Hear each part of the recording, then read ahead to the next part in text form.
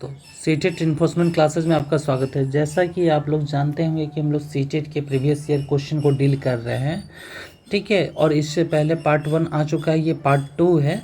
Part 2 में हम लोग 41 to 50 करेंगे और पार्ट 1 में 31 to 40 हुआ था, ठीक है। तो हम लोग प्रीवियस ईयर को कंप्लीट करके चल रहे हैं और बिल्कुल जीरोज़ यानी बेसिक से पढ़ाया जाएगा आपको, मतलब बिल्कुल बेसिक से। आपको बस ध्यान से क्वेश्चन को पढ़ना है। सीटेट की सबसे इंपॉर्टेंट बात है कि आप प्रीवियस ईयर आप अगर डील कर लिए तो फर्स्ट 3 अटेम्प्ट में क्लियर हो जाएगा, वो भी बिना परेशानी का, ठीक है। तो क्वेश्चन पढ़ते हैं बिना समय बर्बाद किए हुए।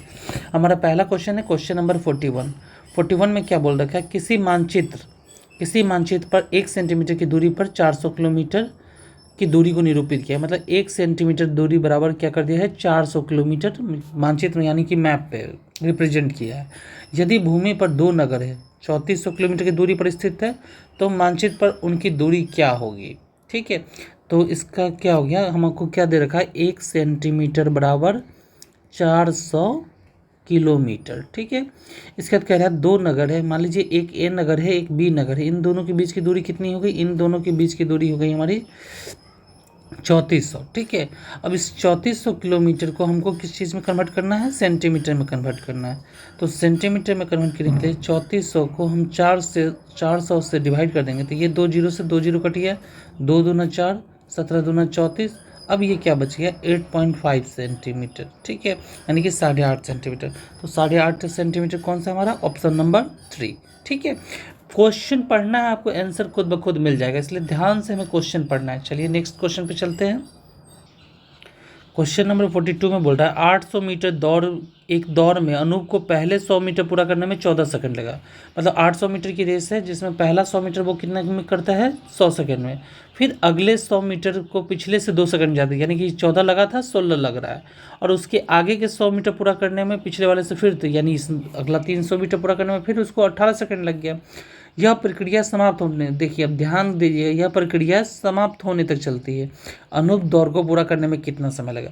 तो हमें क्या बताया, हमें बताया है कि टोटल रेस जो है वो कितना है, टोटल रेस जो है वो 800 मीटर का, टोटल रेस कितने मीटर का है, 800 मीटर का। जिसमें से बच्चा जो है वो पहला 100 मीटर कितने सेकंड में पूरा करता है, 14 सेकंड में पूरा करता है, ठीक है। अगला 100 मीटर कितना में करता है, जो क्वेश्चन में दे रखा है 16, ठीक है। और फिर अगला जो आगे का 100 मीटर पूरा करने के लिए फिर से उसको 2 सेकंड लगता है लेट, ठीक है। तो 100 मीटर तो ये हो गया अब 18। अब इसी तरह कंटिन्यूस चलते रहेगा। तो 300 हो गया, 400, 500, 600, 700 और ये 800, ठीक है। अब इन सब को 800 मेरा कंप्लीट हो गया। अब 800 मीटर में हर में 2 मिनट लेट 2 सेकंड लेट लगा, तो 18 2 20, 20 2 22, 22 2 24, 24 2 26 और 26 2 28, ठीक है। अब इन सबको ऐड कर देंगे तो ये 800 मीटर है। और ये हमारा कितना हो जाएगा, इनको ऐड करिएगा तो 4 10 8 18 18 2 20 20 4 24 24 36 8 38 3, और ये हो गया 1 2 3 3 2 5 5 2 7 7 2 9 10 11 12 13 13 3 16, 168 सेकेंड, ठीक है। 168 सेकेंड है।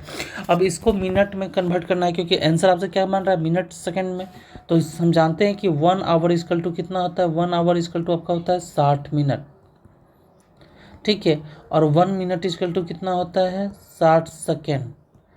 और सेकंड को हमको मिनट में कन्वर्ट करना हो तो क्या करते हैं, 60 से डिवाइड कर देते तो 60 61 आता है। ये आपको समझाने के लिए बताया, ठीक है, ये आपके समझाने के लिए। अब क्या करेंगे, 168 सेकेंड को हमको मिनट में कन्वर्ट करना तो 60 से डिवाइड करेंगे, तो 60 से डिवाइड करेंगे तो ये आ जाएगा आपका 2.8, यानी कि 2 मिनट 8 सेकेंड। ध्यान दीजिएगा, बिल्कुल क्वेश्चन समझना है, क्वेश्चन क्या कह रहा है हमको उसके अनुसार करना है। अब देखिए यहाँ बोल रहा है कि 800 मीटर की रेस ही थी, पहला 100 मीटर करने में 14 सेकेंड लग गया, ठीक है। फिर अगले 100 मीटर में करने में पिछले से 2 सेकंड ज़्यादा, यानी कि 16 सेकंड लग गया। फिर आगे 100 मीटर पूरा करने में पिछले वाले से फिर 2 सेकंड, यानी कि 18 सेकंड लग गया। यह प्रक्रिया समाप्त होने तक चलती है, मतलब यहाँ से यहाँ तक चलती है, ठीक है। तो अनूप को दौड़ पूरा करने में कितना समय लगेगा, तो सबको ऐड कर दिए हैं, उसको कन्वर्ट कर दिए मिनट में, हमारा आंसर है। क्वेश्चन को ध्यान से पढ़ना है, ठीक है। चलते हैं अगले क्वेश्चन पे। हमारा अगला क्वेश्चन जो है क्वेश्चन नंबर है ये 43, ठीक है। 43 में क्या कर रहा है, प्रत्येक संख्या को अंकों को पहचान कर अगली संख्या बताए। अब जैसे ये 910 है, ये 821 है, 732 है और ये 643 है। ठीक है, अब देखिएगा कि ये घट रहा है, 910, 821, 732, 643। तो 910 ये रीजनिंग का क्वेश्चन हुआ। ठीक है, जो रीजनिंग पढ़ते होंगे वो जानते होंगे कि ये घट रहा है। तो क्या करेंगे, 910 में से 821 घटा के देख लीजिए। 910 में से 821 जब घटाइएगा तो आपको आ जाएगा 89। कितना आ जाएगा, 89, यानी कि 89 नंबर घट रहा है। ठीक है, इसमें से भी 821 में से भी 732 घटा के देखिएगा, इसमें भी 89 घट रहा है। और 732 से 643 में घटेगा, इसमें भी 89 घट रहा है। यानी कि ये 89 89, तो यानी कि अगले संख्या में भी 89 घटेगा। तो 643 में से 89 जब सब्ट्रैक्ट कीजिएगा, 643 में आप 89 सब्ट्रैक्ट करते हैं तो आपका आ जाता है 554। ठीक है, तो हमारा आंसर क्या हो जाएगा, 554, यानी कि ऑप्शन नंबर पहला। ठीक है, चलते हैं नेक्स्ट क्वेश्चन पे। हमारा अगला क्वेश्चन है क्वेश्चन नंबर 44। ठीक, इसमें क्या दे रखा है, एक बच्चे द्वारा 5 विषयों में प्राप्त अंकों का माध्य कितना है। माध्य बता रहा है 74 है, उसमें से 3 विषयों का मार्क्स दे रखा है 70, 75 और 80। ठीक है, और उस बच्चे द्वारा बाकी 2 विषयों के प्राप्त अंकों का माध्य क्या है। देखिए, 5 विषयों का हमको माध्य दे रखा है, तो क्या कर देंगे, 5 इंटू 74। अगर हमको 6 सब्जेक्ट का दे रखा होता था, 6 सब्जेक्ट 6 इंटू 74, 7 दे रहा होगा तो 7 इंटू 74, तो 5 इंटू 74 हमारा हो जाता है 5 का 20, मतलब 370 हो जाएगा। ठीक है, 370 हो गया। अब इसमें क्या कह रहा है कि उसने 3 विषयों में 75, 70, 75 तथा 80 अंक प्राप्त किए, यानी 3 सब्जेक्ट का हमको पता है और 2 सब्जेक्ट का निकालना है। तो 3 सब्जेक्ट का क्या हो गया, सबको ऐड कर देंगे, 70, 75 प्लस 80। तो अब क्या आ गया आपको, 70, 75, 80, ये आ जाएगा आपको 225, 225। ठीक है, 3 सब्जेक्ट का क्या, हमको 2 सब्जेक्ट का निकाला। अब देखिए, 3 सब्जेक्ट का हमको दे, मतलब 5 सब्जेक्ट का दे रखा है, 3 सब्जेक्ट का निकाल लिए। अब 2 सब्जेक्ट का निकालना था, 2 सब्जेक्ट का निकाल नहीं सकते। 370 माइनस 225, तो ये आ गया आपको 145। अब क्या कह रहा है, 2 विषयों में प्राप्त अंकों का माध्य निकालना है। सिर्फ आपको मार्क्स निकालने के लिए नहीं बोल रहा, माध्य निकालने के लिए। तो 145 को 2 से डिवाइड कर देंगे तो हमको क्या आ जाएगा, 72.5, जो कि आपका आंसर ऑप्शन नंबर 2 है। ठीक है, क्योंकि 2 विषयों का माध्य बोला है। ठीक है, तो 2 विषयों को माध्य बोला है तो 2 से डिवाइड कर दिया, तो 72.5 हमको मेरा निकल गया है। ठीक है, अगले चलते हैं अगले क्वेश्चन पे, क्वेश्चन नंबर 45 पे।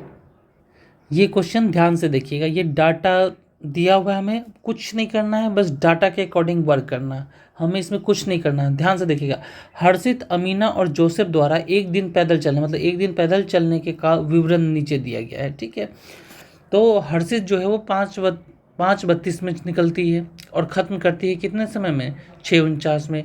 अमीना कितने समय में निकलती है, 5:27 में, और ख़त्म कितने करती है, 6:37 में। जोसेफ जो है वो 6:06 में निकलता है और पहुंचता कितना बजे, ख़त्म कितना बजे करता है, 7:31 में। ठीक है, अब क्वेश्चन निम्नलिखित में से कौन सा सही है, हमको सही पता करना है, कौन सा लाइन सही होगा। तो पहला ऑप्शन जो है, हर्षित और अमीना समान समयावधि के लिए चले। तो हर्षित का हम निकाल लेते कि हर्षित कितने घंटे के लिए चला था। तो हम जानते हैं कि हमेशा बड़ा में से छोटा घटता है।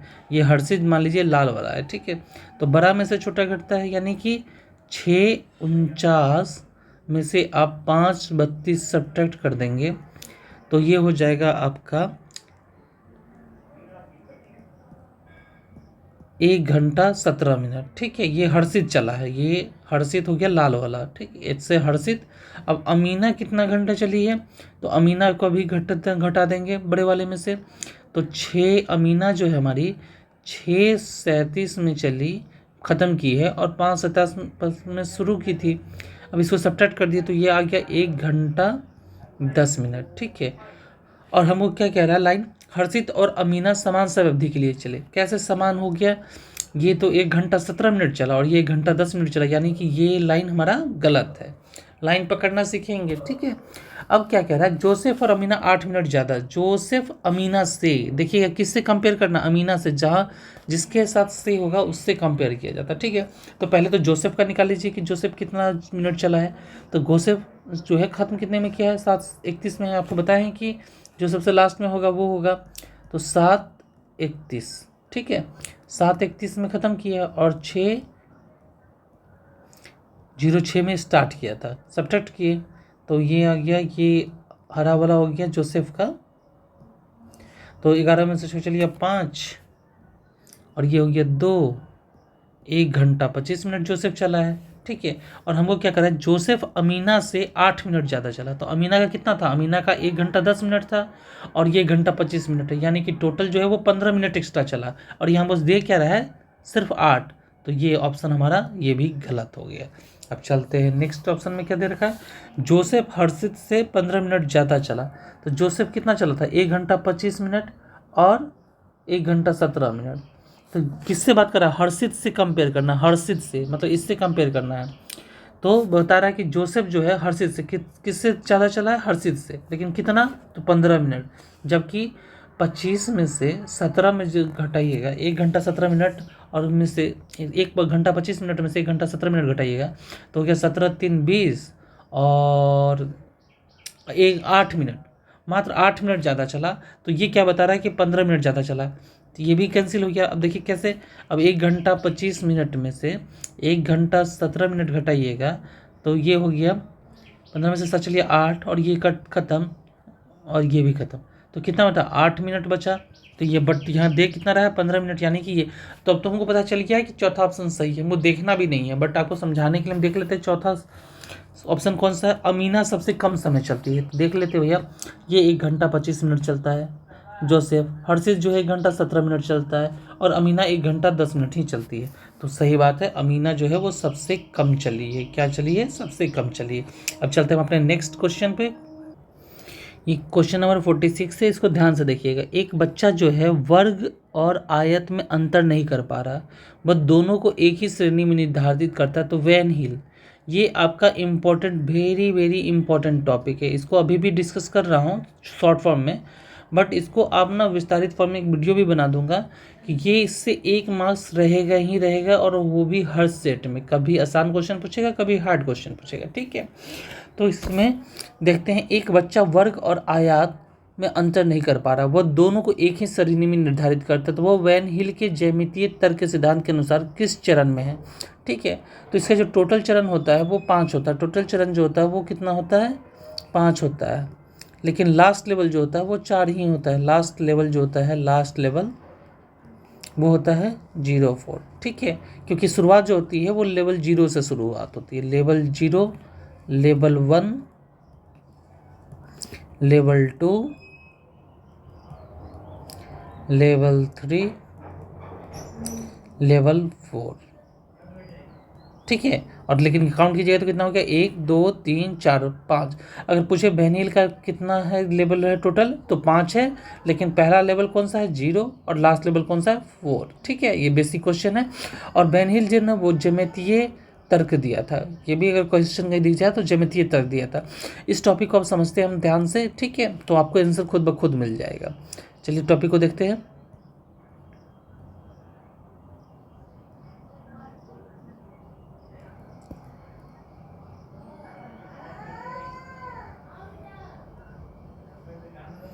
अब देखिए ये क्या है, वेनिल का ज्यामितीय चिंतन है। इस सिद्धांत में उन्होंने बताया था कि बच्चे ज्यामितीय को किस प्रकार सीखते हैं। इसके लिए उन्होंने 5 स्टेज बताई थी, जो बताया है आपको मैंने कि टोटल कितने स्टेज बताते हैं, 5 स्टेज बताए थे, ठीक है।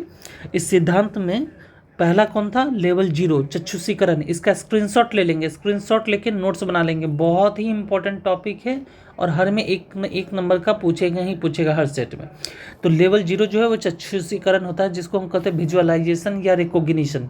ये टर्म ना इंग्लिश में याद करने के लिए इसलिए बोल रहे हैं क्योंकि हिंदी में ऑप्शन में वो चेंज करता है। एक बात और, जब भी क्वेश्चन हिंदी में समझ में ना आए तुरंत इंग्लिश में चले जाना है। इंग्लिश में हो सकता है इजी लैंग्वेज में समझ में आए, वहाँ से कन्वर्ट हो जाता है। तो लेवल 0 जो है वो विजुअलाइजेशन और रिकॉग्नाइजेशन है, जो कि चलता है नर्सरी, एलकेजी, यूकेजी के लिए, ठीक है। लेवल 1 विश्लेषण यानी कि एनालिसिस, इसको स्क्रीनशॉट लेके कॉपी में फेयर कर ही ले। लेवल 1 जो है वो एनालिसिस है 1 to 5 के लिए, ठीक है। 1 to 5 के लिए 2 चलता है। लेवल 2 अनौपचारिक निगमन, विशेषताओं में संबंध को समझना है। इनफॉर्मल डिडक्शन जिसको कहते हैं, ये तीनों नाम याद रखना चाहिए, informal deduction, ordering, relational abstraction, क्योंकि ये तीनों नाम यूज किया जाता है, सॉरी 4 है, informal deduction, ordering, relational abstraction. Level तीसरा जो है औपचारिक निगमन है, सत्यापन करने लगता है, ये हो गया फॉर्मल डिडक्शन जो 6 to 8 के लिए चलता है। और ये जो है लेवल 4 रिग्योर मेथड, ये जो है सबसे अपर क्लास 9th के लिए पढ़ाया जाता है। स्क्रीनशॉट लेके बिल्कुल लिख लेना है। फिर से एक बार समझा रहा हूँ, लेवल 0 जो होता है वो विजुअलाइजेशन होता है, जो कि हमारा नर्सरी LKG UKG के बच्चों के लिए होता है, जो देख कर समझते हैं, ठीक है। लेवल 1 एनालिसिस होता है। लेवल 2 जो होता है वो अनौपचारिक निगमन होता है, जो informal deduction, ordering, relational abstraction. इस क्वेश्चन को मैं बार बार बोल रहा हूँ कि अगर हिंदी बोर्ड के भी बच्चे होंगे वो क्वेश्चन का टर्म जो है वो इंग्लिश में याद कर लेंगे, क्योंकि ये क्वेश्चन छूटेगा नहीं। तो लेवल 1 जो हो गया एनालिसिस, ये हो गया level 2 informal deduction, ordering, relational abstraction. Level 3 क्या हो गया हमारा, फॉर्मल डिडक्शन। और लेवल 4 जो हो गया रिग्योर मेथड, ठीक है। अब जो नॉर्मल क्वेश्चन जो पूछा जाता है, हम क्या बताएं कि लेवल कितने होते, तो 5, लास्ट लेवल कितना है, तो 4 ही लास्ट लेवल हुआ था। लास्ट लेवल कितना था हमारा, लेवल 4 हुआ था, ठीक है। और फर्स्ट लेवल कितना है, तो फर्स्ट लेवल 0 है, ठीक है। अब चलते हैं थिंकिंग। लेवल 0 जो है वो चक्षुसीकरण। चक्षुसीकरण में क्या होता है, ये नर्सरी LKG UKG के लिए हम यूज करते हैं। इसमें बच्चा जो है आकृति देख कर पहचानता है, और बच्चा को अगर आप त्रिभुज दिखाइएगा तो इसको त्रिभुज ना बोलकर वो जोकर की टोपी बोलेगा, मतलब वो अंतर नहीं कर पाता है, ठीक है। आप उसको गोला ना बोलकर रुपया या सिक्का या रोटी बोलेगा, ठीक है। और इसको क्या बोलेगा, इसको आयताकार ना बोलकर इसको बिस्किट बोलेगा। तो आप समझिए कि चक्षुसीकरण में क्या कहते हैं, बच्चा जो देखता है वही समझता है, ठीक है। चक्षुसीकरण मतलब देखकर, दृश्यकरण। अब देखिए चक्षुसीकरण का वहाँ दृश्यकरण भी लिख सकता है, बट इंग्लिश में हमें विजुअलाइजेशन याद होगा तो ये हमारा आसानी से बन जाएगा। तो समझ गया, बच्चा क्या करता है, इसमें आकृति को देखकर पहचानता है, त्रिभुज ना बोलकर इसको जोकर की टोपी बोलेगा, गोला को गोला ना बोलकर समय रुपया या सिक्का बोलेगा, और इसको क्या बोलेगा, इसको आयताकार न बोलकर बिस्किट बोलेगा, ठीक है। तो ये बात का ध्यान रखेंगे, चक्षुसीकरण में केवल देखकर। और जो क्वेश्चन जो पूछता है हमारा मैक्सिमम लेवल 2 तक जाता है, लेवल 4 तो होता है ना, लेवल 4 तो काट ही देना है, क्योंकि 1 to 5 के लिए आप लेवल 4 कैसे इस्तेमाल कर सकते हो, ठीक है। आप समझिए, आपको खुद वैसे समझ। लेवल 1 जो है वो एनालिसिस होता है। इसमें बच्चा जो होता है चीज़ों को ज्योमेट्रिकल नाम जानना शुरू कर देता है। अब जैसे रेक्टेंगल जानना शुरू कर देगा, आयताकार जिसको बोलते हैं, वृत्त बोलते हैं, वर्ग बोलते हैं, ये जानना शुरू कर देगा। इस स्तर पर बच्चे विभिन्न आकृतियों को उनके गुणों के आधार पर वर्णित या वर्गीकृत कर सकते हैं। मतलब अब उनके गुण के आधार पर बच्चा वर्गीकृत कर सकता है कि ये वर्ग है, ये रेक्टेंगल है, यानी कि आयताकार है, तथा चित्र भी बना लेते हैं, परंतु आकृतियों में समानता व संबंध स्थापित नहीं कर पाते, ठीक है। लेवल 1 में क्या करता है, संबंध स्थापित नहीं करता। संबंध स्थापित कब होगा, लेवल 2 में, ठीक है। तो मैक्सिमम क्वेश्चन जो है वो लेवल 2 से आपका पूछा जाता है। तो लेवल 1 देख लीजिए, एनालिसिस कर रहा है। इसमें क्या बता रहा है, इसमें बच्चों चीज़ों के ज्योमेट्रिकल नाम जानता शुरू कर देता है। इस स्तर पर बच्चे विभिन्न आकृतियों तथा उनके गुणों के आधार पर वर्णित या वर्गीकृत कर सकते हैं तथा चित्र भी बना लेते हैं, परंतु आकृतियों में समानता व संबंध स्थापित नहीं कर सकते हैं। तो बात समझिए, इसको कॉपी में फेयर कर लेंगे, नोट्स बना लेंगे, पक्का आपका 1 नंबर कहीं नहीं जाएगा। अब देखिए, जो बोल रहे हैं कि अब गुण के आधार पर क्या होता है गुण। अब ये आयताकार है, हम जानते हैं आयताकार में क्या होता है, आमने सामने की भुजा बराबर होती है, ठीक है। तो ये समझ जाएगा कि ये बच्चा आयताकार है, ठीक है। लेकिन वहीं स्क्वायर की बात करेंगे तो स्क्वायर का जानता है कि सारी भुजा बराबर होती है, तो वो समझ जाएगा ये एक वर्ग है, ठीक है। अब बच्चा जो है वो रोटी को रोटी बोलेगा, लेवल 0 में रोटी को 0 को रोटी भी बोलेगा, और रोटी को 0 बोल सकता है। सर्किल को क्या बोलेगा, अब बच्चा क्या करने लगा है लेवल 1 में, अब सर्किल को सर्किल बोलता है और रोटी अलग होता है। अब यहाँ बच्चा अंतर समझ चुका है, क्योंकि अब उसके गुण को पहचानने लगा है, ठीक है। लेवल 2 जो है इनफॉर्मल डिडक्शन, अनौपचारिक निगमन।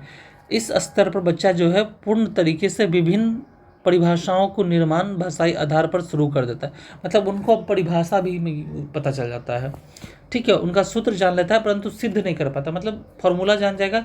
जो थ्योरम होता है, थ्योरम हम आगे प्रूव करते हैं लेवल 3 में। बट यहाँ बात ध्यान में रखिएगा कि ये सबसे बेस्ट इंपॉर्टेंट टॉपिक है जिससे क्वेश्चन आपको पूछे जाते हैं, क्योंकि इसमें हम संबंध स्थापित कर लेते हैं।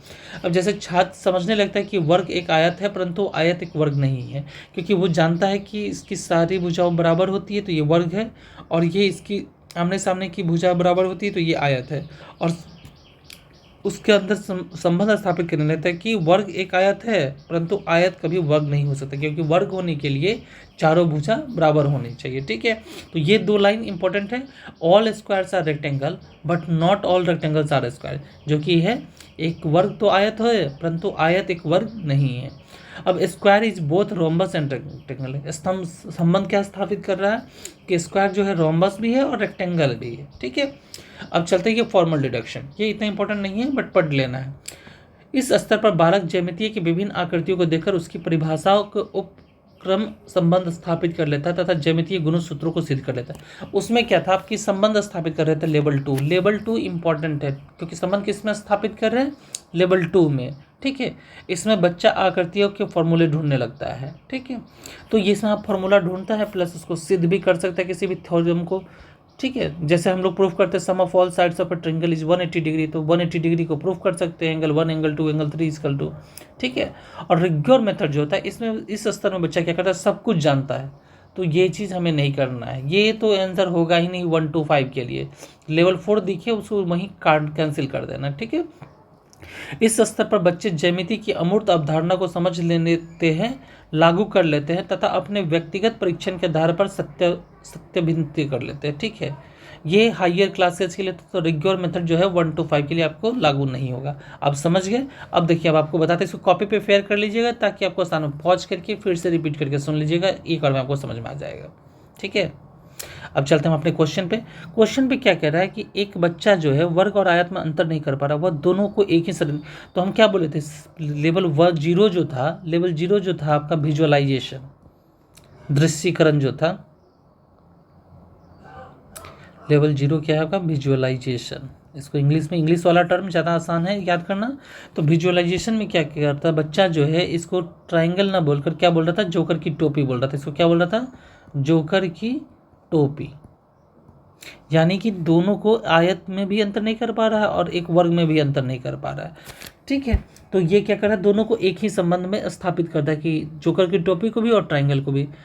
ठीक है, तो अब इसका ऑप्शन जो हो गया वो कौन सा हो गया, दृश्यीकरण स्तर। ठीक है, इसका इंग्लिश में देखेंगे तो इंग्लिश वाला टर्म ज़्यादा आसान है। अब एक ज्योमेट्रिक लेवल ये होता ही नहीं है, एनालिसिस लेवल, वर्गीकरण करना है। वर्गीकरण यहाँ कर कहाँ पा रहा है बच्चा, डिडक्शन लेवल हो नहीं पा रहा है, तो बच्चा क्या, विजुअलाइजेशन लेवल, जिसमें बच्चा जो है देख के अंतर नहीं कर पा रहा है। वो मम्मी के रोटी को भी गोल बोल रहा है और पापा के पैसा को भी बोल रहा है। इसके गुण से इसको अंतर नहीं कर पा रहा है कि रोटी अलग चीज़ होता है और पैसा अलग चीज़ होता है। ठीक है, तो जहां आप अंतर नहीं कर पा रहे हो वो क्या हो गया, विजुअलाइजेशन। याद रखना लेवल 1, और मैक्सिमम क्वेश्चन लेवल 2 तक पूछेगा, उससे ऊपर नहीं जाएगा। लेवल 4 देखते ही काट देना है। ठीक है, चलते हैं अगले क्वेश्चन पे। अब यहाँ से देखेंगे, यहाँ से हमारा पेडागोजी सीरीज शुरू होता है 47 से। ठीक है, तो ये एग्जामिनेशन में भी आपका ऐसा ही टर्म रहेगा कि 30 से लेके 46 तक रहेगा आपका क्वेश्चन सॉल्व करने वाला, और 46 के बाद जो होगा क्वेश्चन वो पेडागोजी आ जाएगा। तो सबसे पहले हम पेडागोजी को डील करेंगे, इसके बाद चलेंगे सॉल्व करने। ठीक है, आपको ट्रिक भी बता रहा हूँ कि क्या करना है एग्जामिनेशन के दौरान, बिल्कुल नहीं घबराना। सबसे पहले CDP, फिर EVS, फिर मैथ्स को जो करना है तो मैथ्स का पेडागोजी कर लेना है, इसके बाद हिंदी कर लेना है, हिंदी के बाद मैथ्स को सॉल्व करने की कोशिश करना और इंग्लिश बना के निकल चलना है। निम्न में से कौन सा क्रम प्राकृतिक संख्याओं का योग सिखाने की शुरुआत के लिए उपयोगी है। अब आपको हमने बता रखा है कि प्राकृतिक संख्या क्या होती है। तो all countings are called natural number, यानी कि सभी गिनती करने वाली संख्या जो होती है वो क्या होती है, नेचुरल नंबर। तो जैसे कि वो हो गया 1, 2, 3, 4, 5, 6, मतलब इस तरह जो भी आप गिन रहे हैं वो क्या हो गया, प्राकृतिक संख्या। ठीक है, अब क्या करता है, हमसे पूछ रहा है निम्न में से कौन सा क्रम प्राकृतिक संख्याओं का योग सिखाने की शुरुआत के लिए उपयोग। अब किसी बच्चा को योग सिखाना है तो कौन सा सबसे बेस्ट होगा। हमारा ये क्वेश्चन जो है 47 अब क्या कर रहा है कि छोटे से बच्चे को हमको प्राकृतिक संख्याओं का योग सिखाना है, उसके लिए 4 लाइन दे रखा। और यहाँ देखिएगा पेडागोजी सबसे बेस्ट है और आप आराम से नंबर उठा सकते हैं। बस समझिए ऑप्शन एलिमिनेट भी करना सिखा रहे हैं। क्या बता रहा है कि प्रासंगिक स्थिति के द्वारा एक अनुभव प्रदान करना, स्थितियों को चिन्हों से प्रदर्शित करना, स्थिति को मौखिक रूप से समझाना, चित्रों के माध्यम से स्थितियों को निरूपित करना। ठीक है, चित्रों के माध्यम से स्थितियों को अब एक बच्चा को हम योग सिखा रहे हैं, ठीक है। अब समझिए कि सबसे पहले क्या होता है कि हम लोग उसको अनुभव प्रदान करते हैं। तो ए जहाँ रहेगा पहले हम ए खोज लेंगे, ए किस में है और उसको सही मानेंगे। तो ए सॉरी ए जो है आपका 1 में। अब देखिए ऑप्शन एलिमिनेट कैसे करना सिखा रहे हैं कि ए है क्या, बच्चा को अनुभव प्रदान करना, पहला ये होगा। अब इसमें देखिए इसमें सी दे रखा है तो ये ऐसे कट गया आपका ऑप्शन, ठीक है। और ऑप्शन 2 में है ए, 3 में है ए, 4 में फिर सी आ गया तो ये यहीं कट गया। अब हम बी स्टेटमेंट को चेक करेंगे। बी कौन सा, स्थितियों को चिन्हों से प्रदर्शित करना, स्थितियों को मौखिक रूप से समझाना चित्रों के माध्यम। अब देखिए जब हम अनुभव प्रदान कर देते हैं, यानी कि किसी बच्चा को अगर गिनती करवाना है, बाहर उसको दिखाते हैं देखो बेटा वो पेड़ है, ठीक है। तो जब वो अनुभव प्रदान कर लेता है तब उसको मौखिक रूप से एक्सप्लेन करते हैं फिर, ठीक है। स्थिति को जो है मौखिक रूप से एक्सप्लेन करते हैं कि वो एक पेड़ है। तो अनुभव प्रदान करने के बाद उसको हम मौखिक रूप से एक्सप्लेन कर रहे हैं, यानी कि हमारा सी होना चाहिए बी, सी जो होना चाहिए वो बी होना चाहिए। बी किस में है, बी जो है वो इसमें है, यानी कि हमारा आंसर मिल गया। देखिए सिर्फ एक लाइन, 2 को पॉइंट आप चेक किए, हमको तीसरा चौथा चेक कभी नहीं करना पड़ा और ये हमको मिल गया, ठीक है। तो यानी ये गलत हो गया। अब एक ट्रिक बताता हूँ, ट्रिक को भी ध्यान में रखिएगा। ट्रिक क्या है इसका कि चित्र और चिन्ह दोनों साथ में ही रहेगा, कहीं भी रहेगा तो चित्र और चिन्ह क्या होता है आपका साथ में रहता है। पहले चित्र, कभी भी पहले चित्र होगा और चिन्ह जो होगा लास्ट में। अब यहाँ भी देखिए डी लाइन में क्या है, चित्र है, ये पहले है, ठीक है, और चिन्ह क्या हो गया लास्ट में, चिन्ह जो है आपका लास्ट में हो गया। तो इस बात को ध्यान में रखिएगा कि जब भी देखा एक बच्चा को क्या करते हैं, आप अनुभव प्रदान करवा दिए, अनुभव प्रदान करने के बाद उसको मौखिक रूप से एक्सप्लेन कर रहे हैं, ठीक है। उसको क्या कर रहे हैं आप, मौखिक रूप से एक्सप्लेन कर रहे हैं, मौखिक रूप से एक्सप्लेन कर रहे हैं। फिर क्या कर रहे हैं आप, उसको चित्रों के माध्यम से बता रहे हैं।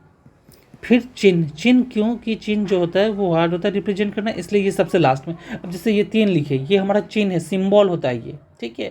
ये पिक्चर नहीं हुआ, लेकिन उसको हम पिक्चर दिखाएंगे 3 का तो वो ज़्यादा उसका कॉन्सेप्ट क्लियर होगा। तो पहले अनुभव किसी को, फिर मौखिक एक्सप्लेन किए हैं, चित्र और चिन्ह हमेशा साथ में होगा, ये ए ये बी, ध्यान में रखिएगा। और जैसे ही हम यहाँ पकड़ लेते कि चित्र किस में है, डी में है, और चिन्ह जो है वो बी में है, तो हम इससे भी पकड़ सकते थे कि हमारा कौन सा ऑप्शन सही है। सॉरी माफ़ कीजिएगा, एक चीज़ गलत हो चुका है इसमें, ठीक है। ऑप्शन बी हमने क्या बताया था, ए गलत हुआ था, तो ए जो है गलत होने के कारण ए जो हमारा सही था, ए जो था प्रोसेसिंग की स्थिति द्वारा अनुभव प्रदान करना, अनुभव जो प्रदान करना था वो हमारा पहला था। तो ए हम देखे थे पहला, ये इसमें देखिए सी है तो इसलिए इसको कैंसिल कर दिए थे। चौथे वाले ऑप्शन में भी सी था, कैंसिल कर दिए थे। ए दोनों में है। अब हम दूसरा चेक किए थे, स्थितियों को चिन्ह से प्रदर्शित करना, तो ये नहीं, स्थिति को मौखिक रूप से समझाना, तो ये हमारा बी होगा, ठीक है। यानी कि सी हमारे बी पे होना चाहिए, और यहाँ क्या दे रखा है, बी दे रखा है, और जबकि ये होना चाहिए था। तो हमको आंसर मिल गया, किस में है, सिर्फ इसमें है, तो आंसर तो मिल गया। बट अब इसका ट्रिक जो हम बताया वो सही है कि पहले चित्र होगा और चिन्ह होगा, ठीक है। इसको काट देंगे क्योंकि होना चाहिए था सी बी वाले पोजीशन पे, ठीक है। यहाँ देखिए रिप्रेजेंट सही किए, बस मार्क गलत कर दिए थे। और चित्र और चिन्ह, इसीलिए ट्रिक हमेशा याद रखना है। इसका ट्रिक है कि पहले चित्र तब चिन्ह। तो हम देख लीजिए ऑप्शन में क्या दे रखा है, डी दे रखा है, डी में क्या है, चित्र है आपका, और बी है में चिन्ह है। तो हमेशा ये बात को हमें ध्यान रखना, बार बार रिपीट कर रहा हूँ, चित्र और चिन्ह जो है वो हमेशा साथ में रहेगा। बच्चा को अनुभव दिए, फिर आप उसको मौखिक रूप से एक्सप्लेन किए, फिर उसको चित्र दिखाइएगा और तब चिन्ह, ठीक है। ये इंपॉर्टेंट लाइन है इसलिए बार बार रिपीट कर रहा हूँ। चलते हैं अगले क्वेश्चन पे। देखिए पेडागोजी में जो है वो क्वेश्चन को समझना, और क्वेश्चन को समझ के मैं ट्रिक बताऊँगा, उस ट्रिक को ध्यानपूर्वक समझना भी है। और कॉपी में अगर आप नोट्स बनाना चाहते हैं तो नोट्स भी बना सकते हैं, अगर पीडीएफ चाहिए तो पीडीएफ के लिए आप व्हाट्सएप इस नंबर पर यूज कर दें, ठीक है, आपको पीडीएफ मिल जाएगा, ठीक है। तो आइए आप समझते हैं कि राष्ट्रीय पाठचर्या की रूपरेखा 2005 के अनुसार उत्कृष्ट गणितीय, मतलब सबसे बेस्ट मेथड जो है गणितीय शिक्षा के दृष्टिकोण को प्रदर्शित करना है, ठीक है। एनसीएफ 2005 के अनुसार कौन सा आधार उत्कृष्ट गणितीय शिक्षा दृष्टिकोण को प्रदर्शित करता है। अब ये जो 4 लाइन दे रखा है इसमें से सबसे बेस्ट कौन सा होगा, तो उच्च गुणवत्तापूर्ण गणितीय शिक्षा वह है जिसमें कोई विद्यार्थी अनुत्तीर्ण न हो, अनुत्तीर्ण न हो, ऐसा हो ही नहीं सकता कि बच्चा अनुत्तीर्ण न ही होगा। ठीक है, गुणवत्तापूर्ण मतलब ये नहीं होता है कि सारे बच्चे पास हो जाए। ठीक है, गुणवत्तापूर्ण मतलब होता है कि उनको अच्छे से पढ़ाया जाए, लिखाया जाए, फिर उनका आकलन या मूल्यांकन किया जाए, जिसमें अगर कोई बच्चा ना निकल पाए तो उनको उसी क्लास में फिर से पढ़ने के लिए दिया जाए ताकि उनका प्रॉपर विकास हो सके। ठीक है, तो ये ऑप्शन आपका गलत हो गया। ध्यान दीजिएगा, गणित की शिक्षा विद्यार्थियों को विभिन्न कैरियर के विकल्प मुहैया कराए। कुछ वर्ड बिल्कुल ध्यान से मतलब कॉपी में नोट से बना लीजिएगा कि गणित को कभी भी हम कैरियर के लिए नहीं पढ़ाते, उसके कैरियर के लिए नहीं पढ़ाएंगे, उसके हायर स्कूल में जाने के लिए नहीं पढ़ाएंगे। मतलब ये गणित जो है उसके डेली लाइफ से संबंध जोड़ने के लिए है। अगर हाँ कहीं डेली लाइफ से संबंध जोड़ा हुआ लाइन मिल जाए तो वो सबसे बेस्ट आंसर होगा। मैथ्स कभी भी उसके कैरियर या फिर उसके आगे बढ़ने के लिए हम नहीं पढ़ाते। सभी विद्यार्थी गणित सीख सके। ठीक है, सभी विद्यार्थी गणित सीख सके और विद्यार्थियों को गणित सीखने की ज़रूरत है। ठीक है, ये देख लेते हैं। चौथा देखते हैं, ओलंपियाड और प्रतियोगिता परीक्षाओं में सफलता उत्कृष्ट गणितीय शिक्षा का सूचक है। ऐसा थोड़ी ना है कि जो ओलंपियाड, साइंस ओलंपियाड होता है या मैथ्स ओलंपियाड होता है, जो उसी में जो बच्चा परीक्षा पास कर लेता है वही गणितीय शिक्षा का सूचक है, ऐसा नहीं है। अगर जो बच्चा गांव से संबंधित रखते हैं उनका मैथ बहुत तेज होता है, खास करके बिहार में। ठीक है, उनके लिए ज़रूरी नहीं है कि ओलंपियाड वो निकाले तभी वो पास होंगे, मतलब उनकी गणितीय शिक्षा जो है सूचक अच्छा है, वो हो सकता है किसी कारणवश उसमें पार्टिसिपेट न लिए हों। ठीक है, तो ये लाइन भी हमारा गलत हो गया। तो कौन सा हो गया कि सभी विद्यार्थी गणित सीखे और सभी विद्यार्थियों को गणित सीखने की ज़रूरत भी है, ताकि आप डेली लाइफ में उसको संबंध बना पाएंगे। आप अगर छोटा सा छोटा काम करते हैं उसमें भी गणित है, अगर सब्जी लाने जाते हैं वहाँ भी गणित है, क्योंकि आप पैसे के हिसाब करते हैं। ठीक है, हम चलते हैं अपने अगले क्वेश्चन पे, क्वेश्चन नंबर 49। बार बार बता रहा हूँ कि पेडागोजी करना बिल्कुल आसान है, यानी कि कैलकुलेशन से भी आसान है। बस क्वेश्चन के कुछ टर्म को याद करना है और समझ के रखना है। ठीक है, अब देखिए मान लीजिए यही क्वेश्चन है, क्वेश्चन नंबर हमारा क्या कह रहा है, क्वेश्चन नंबर जो है हमारा 49 है। एक शिक्षिका ने अपने छात्रों को गणित की पत्रिका यानी कि जनरल बनाने के लिए कहा और उसने उनके द्वारा दैनिक जीवन में प्रयुक्त की गई गणित की स्थितियों को लिखने के लिए कहा। ठीक है, तो उसका उद्देश्य है, मतलब कोई टीचर है वो अपने बच्चों को मतलब जनरल बनाने के लिए, गणित की पत्रिका बनाने के लिए कहती है, और दैनिक जीवन में जो भी मान लीजिए वो सब्जी खरीदने जाता हो, कपड़े खरीदने जाता हो, उसकी स्थितियों में को लिखने के लिए कहा। उसका उद्देश्य है आने वाले निरीक्षण के लिए कक्षा को तैयार करना। निरीक्षण के लिए कक्षा में तैयार करना ये कोई मतलब थोड़ी है, वो बच्चों को पढ़ा रही है, उनको डेली लाइफ से संबंध स्थापित कर रही है, तो ये कोई निरीक्षण के लिए थोड़ी तैयार किया कि निरीक्षण के लिए पढ़ाई करना है आपको। परिकलनीय कौशल को बेहतर बनाने की छात्रों की सहायता करना। अब देखिए यहाँ कौशल को बेहतर बनाने की सहायता करना। ठीक है, तो यहाँ चलेगा, अब चलेंगे लेकिन अगले लाइन पे चलेंगे। छात्रों की सहायता करना कि वे कक्षा के गणित का बाहरी दुनिया में प्रयुक्त होने वाले गणित में संबंध स्थापित कर सके। अब देखिए ये ठीक था, लेकिन क्या था, ये बेस्ट आंसर है, क्योंकि आप क्या कह रहे हैं, बाहरी दुनिया में प्रयुक्त होने वाले से संबंध स्थापित कर रहे हैं। अगर ये ऑप्शन कहीं भी दिख जाए और सही लाइन मांगा हो तो इससे बेस्ट आंसर हो ही नहीं सकता। ठीक है, तो आंख मूंद के अगर मिल जाए कि बाहरी दुनिया से आप संबंध स्थापित कर रहे हैं तो ये सबसे बेस्ट आंसर होगा। फिर छात्रों की अपनी दैनिक जीवन की समझ को जांचना नहीं है, वो क्या कर रही है, एक पत्रिका बनाना है, और जिसमें वो जहाँ जहाँ वो मैथमेटिकल सम्स का इस्तेमाल कर रहा है, यानी कि सब्जी खरीदने जा रहा है, दुकान जा रहा है या फिर राशन लाने जा रहा है, तो वहाँ वो कैलकुलेशन करेगा, उनसे संबंधित विवरण वहाँ देना है। ठीक है, तो आप क्या कर रहे हो, बाहरी दुनिया में अपने गणितीय ज्ञान से संबंध स्थापित कर रहे हो, तो सबसे बेस्ट आंसर क्या हो गया। और ये कौशल को तो बेहतर बना रहा है, लेकिन ये संबंध स्थापित कर रहा है, और जब भी संबंध स्थापित होता है तो वो पॉजिटिव में जाता है। ठीक है, तो ये भी ऑप्शन गलत हो गया, और ये समझ को तो जांचना बिल्कुल है ही नहीं। ठीक है, अगला चलते क्वेश्चन नंबर 50 जो हमारा लास्ट है आज का, इसके बाद 50 to 60 करेंगे, और अब आने वाले सेटों में क्या करेंगे, पार्ट 1 पार्ट 2 में ही रहेगा। ठीक है, वीडियो थोड़ा लंबा हो जाता है इस वजह से उनको तोड़ देते हैं, बट अब एक पार्ट में कैलकुलेशन वाला रहेगा और एक पार्ट में पेडागोजी रहेगा। चलते हैं, क्वेश्चन क्या बता रहा है, गणित जो है केवल अंकगणित नहीं है। गणित केवल क्या है, अंकगणित नहीं है। निम्नलिखित में से कौन सा कथन दिए गए संदर्भ में सबसे उपयुक्त है। ठीक है, अब देखिए इस क्वेश्चन में हमको क्या कह रहा है, गणित केवल अंकगणित नहीं, निम्नलिखित में से कौन सा दिए गए संदर्भ सबसे उपयुक्त। संदर्भ मतलब जो 4 पॉइंट आपको दे रखा है, क्वेश्चन को समझना है, ठीक है। तो 4 पॉइंट में से कौन सा सही है। तो प्राथमिक स्तर पर केवल ज्यामिति आकृतियों का पैटर्न को पढ़ाना चाहिए। अब बताए थे हम कि केवल क्या होता है, निगेटिव वर्ड है।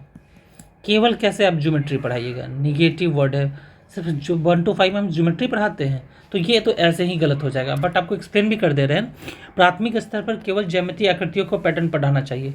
बाकी भी पढ़ते हैं बच्चा, अलजेब्रा भी पढ़ता है, ठीक है, अर्थमेटिक भी पढ़ता है, ठीक है। तो अब अगला ऑप्शन देखते हैं, बीजगणित में अंकगणित अंतर्निहित नहीं है। कैसे नहीं है भैया, बिल्कुल है, अंतर्निहित है। अगर ये कब सही हो जाता, जब ये नहीं होता, बट यहाँ नहीं लगा दिया इसलिए ये गलत हो जाएगा। अब बीजगणित में क्या होता है, बीजगणित में आप एक्स वाई जेड करते हो, एक्स वाई जेड टर्म होता है, ठीक है। और इसी के अंतर्गत एडिशन भी होता है बीजगणित में, ज्योमेट्री में जो होता है एडिशन भी होता है, सब्ट्रैक्शन भी होता है और मल्टीप्लिकेशन भी होता है, ठीक है, मल्टीप्लिकेशन डिवाइड भी होता है। तो बीजगणित ये याद रखिएगा, बीजगणित में अंकगणित अंतर्निहित होता है, ठीक है। अब अगला ऑप्शन जो दे रखा है, गणित की पाठ्यपुस्तक में ज्यामिति को एक अलग खंड के रूप में प्रस्तावित किया जाना है। क्यों, 1 to 5 में अलग नहीं होता, मैथ्स का एक ही बुक होता है उनका, और सब उसमें सारे चैप्टर जो होते हैं वो सम्मिलित होते हैं, तो इसलिए ये भी गलत हो गया। क्या कह रहा है, गणित की पाठ्यपुस्तक में ज्यामिति को एक अलग खंड के रूप में प्रस्तावित किया जाना चाहिए। अब चौथा जो ऑप्शन है, गणित में पाठचर्या में गणित के क्षेत्र यानी एरिया, आकार, शेप, दिक्स्थान संबंधी समझ यानी प्लेस वैल्यू, ठीक है, फेस वैल्यू, मापन मेजरमेंट, और आंकड़ों यानी कि प्रोबेबिलिटी से संबंधित का प्रबंधन आवश्यक रूप से स्थान दिया जाए। देखिए अब इसमें ये सारा आ गया, इसमें क्या करता है, अलग खंड के रूप में, और इसमें क्या कर बात कर रहा है, एरिया की बात कर रहा है, शेप्स की बात कर रहा है, मेजरमेंट की बात कर रहा है, मेजरमेंट की बात कर रहा है, आंकड़ों की बात कर रहा है। तो आप देखिएगा 1 to 5 के अगर सबके घर में बच्चा होता है तो उनका बुक पलट के देखिएगा, तो ये सारे चैप्टर होते हैं, ठीक है। तो हमारा सबसे बेस्ट आंसर कौन सा हो गया यहाँ, ऑप्शन नंबर 4। ये हमारा लास्ट था आज का वीडियो में, ठीक है। आप लोग ध्यान से पढ़िए, समझिए, अगर कोई दिक्कत हो तो कमेंट बॉक्स में ज़रूर बताइए। और एक बात है, प्रीवियस ईयर आपने कर लिया तो आपको कुछ भी एक्स्ट्रा करने की जरूरत नहीं पड़ेगी, ना CDP में, ना मैथ्स में, ना EVS में, इसमें कुछ भी एक्स्ट्रा करने की ज़रूरत नहीं है, ठीक है। फिर मिलते हैं नेक्स्ट वीडियो में, धन्यवाद।